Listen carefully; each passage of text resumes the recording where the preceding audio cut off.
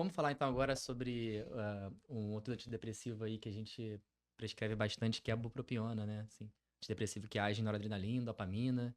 Eu acho que legal de falar dela é que comparado, né, aos inibidores de serotonina e os duais, ela não mexe serotonina, já é um grande diferencial da bupropiona, né? Então ela tem indicações bastante precisas, né? Já que ela age de forma tão diferente. Como é que é a tua prática aí com a bupropiona? Cara, a bupropiona eu amo, cara, mas amo, justamente porque, como você falou na aula, é uma droga que ela é única dentro da classe dela. Então, assim, tem países, com o negócio da pandemia, cara, eu acabei tratando uma galera gringa, assim, de fora, né? Ou, eventualmente um gringo que vem pro Brasil, gosta muito do meu atendimento e continua acompanhando, enfim. Então, assim, por exemplo, na Rússia, no Japão, tu tem países, cara, que não tem desvelo, que não tem bupropiona, velho. Eu fui tratar um garoto no Japão, um brasileiro que tá morando no Japão há pouco tempo, o cara não tinha bupropiona lá.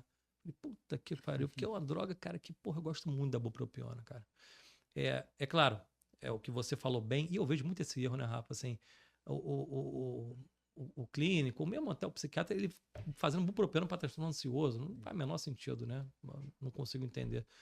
Mas quando você não tem ansiedade, porra, a bupropiona costuma, quando não tem um quadro ansioso, para entrar de cara na monoterapia, costuma ser minha primeira escolha, cara. Uhum.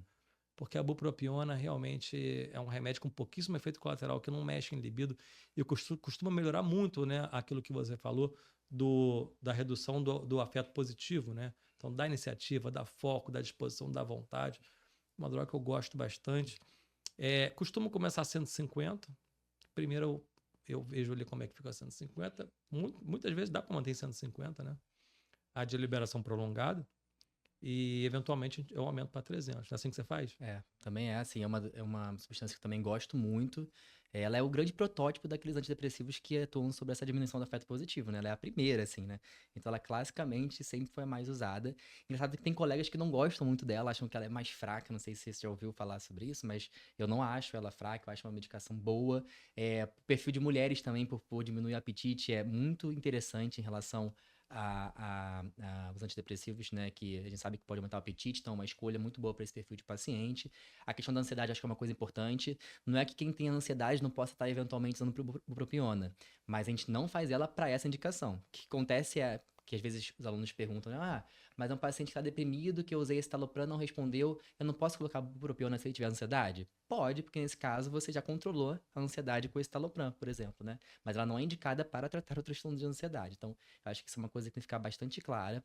A dose máxima que eu chego geralmente é 300 miligramas, embora possa chegar a 450, eu raramente faço. Não vejo benefício, não sei se você vê benefício em aumentar mais a dose, mas a dose de 300 é a dose que eu chego de manhã, né, uma vez ao dia.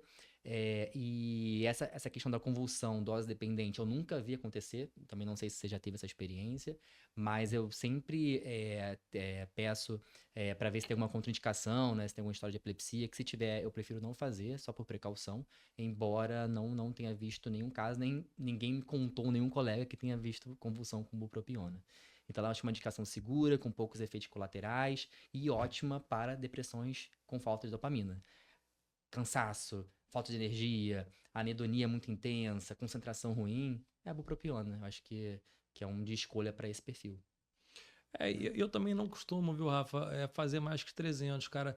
Tu até colocou no slide ali, que é uma coisa que a gente lê em tudo que é canto. A coisa assim, 450 pode começar a servir para TDAH. Cara, eu não vejo, as raríssimas vezes que eu fiz. Porque qual é a ideia? A ideia é que você consiga uma inibição de recaptação de nora e de dopa naqueles níveis que você colocou de metilfenidato e de Venvance. Cara, Uhum. não é algo que eu acho. Claro, a ciência mostra aí e tal, mas nunca vi grandes benefícios, mesmo com doses mais altas de bupropiona.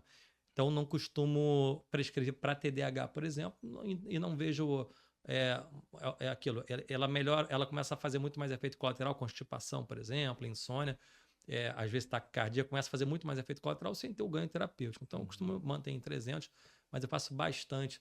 E nunca é ruim a gente estar lembrando da melhora da recuperação apática, da combinação com o seletivo, né? Uhum. Então, os próprios seletivos causam achatamento afetivo muito frequentemente, uma espécie de uma apatia, e a bupropiona, bum, resolve aquilo. Aquela coisa assim, eu tô com vontade de ficar mais isolado, né? Assim, não tenho mais paciência de interagir na resenha. Eu sou pai agora, pô, os pais das outras crianças são meio chatos.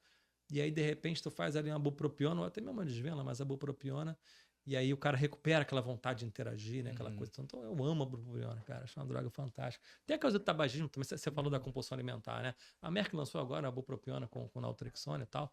Então, tem essa coisa de não aumentar peso também, né? Agora, também tem a sensação de tabagismo, né, cara? Eu vou te falar que um tempo atrás, eu passei um período muito difícil da minha vida. Eu nunca fui fumante, cara, assim, sabe? Nunca fui fumante. E fumava eventualmente. Assim, ia beber uma coisa, fumava, né? Assim, tal. Ia assistir um jogo, fumava, jogo do Botafogo e tal. E aí passei um perrengue, cara. Eu fiquei assim uns 2 anos fumando. Todo dia eu tinha que fumar um cigarro. Todo dia que eu tinha que fumar. E aí eu comecei a fazer bupropiona. Cara, comigo, né? Que não é aquele fumante inveterado. Cara, nunca mais eu botei um cigarro na boca. Eu fiquei impressionado, assim. Uhum. As poucas vezes que eu fui fumar, não senti o mesmo efeito do cigarro. E eu perdi totalmente a vontade de fumar, cara. Eu fiquei impressionado, assim, com o efeito. Então, realmente, hoje é uma das drogas que é mais interessante no tratamento, no combate ao tabagismo, né? Eu até prefiro usá-la do que o adesivo de nicotina ou, né, o tratamento com nicotina. Às vezes a gente tem que associar e tal, mas eu tenho uma experiência muito boa com ela também para parar de fumar. Então, geralmente os pacientes respondem lá, tem um protocolo que nem é nosso objetivo desse curso, né, mas que é uma boa indicação também. E eu queria só falar da questão da recuperação apática, porque eu acho que ela é muito boa para esse tipo de efeito colateral dos ISRS, né? Então, grande parte dos pacientes que tomam ISRS em algum momento podem precisar de algo mais dopaminérgico, e eu acho que ela é a mais facilmente combinável, digamos, para poder ter esse efeito, né? Então, acho que é super importante. E também na questão da compulsão alimentar, obesidade e tal, que os endócrinos usam muito para essa indicação, né? E às vezes eu uso também, quando eu vejo que o paciente está com aumento de apetite e tal, ela tem um efeito legal. Não é a medicação que mais faz isso, mas é uma das possibilidades que a gente tem no arsenal terapêutico, né? Então, é uma medicação singular, assim, para mim, assim. Eu gosto muito dela, né? E de efeito colateral, cara, assim, eventualmente pode acontecer constipação mais no início do tratamento, depois o intestino acerta. Eu vou te contar uma coisa peculiar que aconteceu comigo que eu achei interessante, cara. É, uns anos atrás, como eu falei, eu fiz a bupropiona, né? E aí, eu comecei a fazer uma marca, cara, que eu não tolerei por dor abdominal. É Era uma mesmo? marca que eu recebia de amostra grátis. Tentei uma vez, puta, deu dor e zumbido, tá? É uma droga também que esquecemos de falar isso. Ela é Sim. bem ototóxica, né? Ela e os triciclos são bem Uhum, ototóxicos. uhum. Comecei a fazer dor abdominal e zumbido, eu não tolerei. Aí falei, pô, cara, mas. Aí tentei, depois não tolerei de novo. Aí eu recebi uma representante no consultório que falou assim: o que você prescreve de bupropiona? Eu falei, cara, eu prescrevo tal. Ela falou assim, cara, tu nunca viu dor abdominal, não? Eu falei, porra, com certeza, pô, eu Aham. tive. Ela, sabia que essa marca dá mais dor abdominal que as outras? Eu falei, cara, sério? Aí eu peguei o dela, que não é um laboratório que eu acho maneiro, não. Aham. Comecei a fazer, não tive dor abdominal, tolerei. Não tive Interessante. zumbido. Cheguei à dose máxima, depois comecei a fazer o referência, né? E achei muito interessante isso, cara, assim, né? Como é, Sabe como é que que de um laboratório para o é, outro você pode ter efeitos colaterais diferentes, sabe que né? isso é uma das coisas, embora eu não goste muito de falar de marca, você fala bastante de marca, mas isso é uma coisa que eu sempre falo, que é a questão de que, às vezes, alguns efeitos colaterais, eles acontecem com determinadas marcas, que basta só trocar a marca, não precisa fazer mais nada. O cara tá usando uma medicação qualquer, uma marca qualquer, e quando você troca a marca, aquele efeito colateral, tipo, isso melhora. Isso acontece muito, embora isso não seja classicamente falado, deve ser alguma coisa do recipiente, deve ser alguma coisa em relação à forma como libera, porque a gente sabe que podem ter alterações que é permitida pela Anvisa, né, nas concentrações entre o de marca, o similar, o genérico, tem uma questão aí que pode se fazer. Então, a gente sabe que pode ser a questão da concentração da droga, o recipiente, tem um monte de coisa envolvida nisso, né? E frequentemente, às vezes, eu troco só a marca, né? Embora eu não fale tanto sobre marca, mas eu troco a marca. Então, isso resolve. É impressionante. Acho que o teu relato foi legal para trazer isso pra galera, né? Saber que às vezes basta trocar a marca, Não, e um outro né? exemplo disso que eu tive recentemente no ano passado foi a vortioxetina, que eu costumo fazer sempre referência, é uma droga cara, né? Uhum, Vortioxetina fez aquilo também, né? Tinha o Brintellix, lançou o Virtuoso, que é a uhum. droga clone, beleza. Eu fazia só referência à vortioxetina, daqui a pouco lançou uma opção similar, com um preço muito mais barato. Cara, e um dos similares, todas as vezes que eu fiz, fez um enjoo, que é um efeito colateral comum da vortioxetina, Enjoo. um enjoo, né? Comum não, mas assim, quando acontece efeito Frequente, né? colateral, vira e mexe é o que mais acontece. E aí, esse similar, cara, todas as vezes que eu fiz deu enjoo. Olha E isso. eu troquei a marca e o paciente não teve. Então é muito interessante essa É, particularidade, né? Assim. exatamente. Assim como aproveitando essa questão, né, de muitas vezes a gente pega paciente que estava bem, né, tratando com um remédio qualquer para depressão, bem de repente ele chega falando que ele recaiu. Você pesquisa tudo, não tem nada aconteceu, quando você vai ver, ele falou na farmácia e comprou um genérico com uma outra marca. Basta voltar para a marca que ele estava usando, não precisa fazer mais nada. Isso é muito frequente de acontecer, né? Então a questão do efeito colateral e da perda de eficácia pode se resolver só trocando a marca ou voltando para a marca que aquele paciente se deu bem.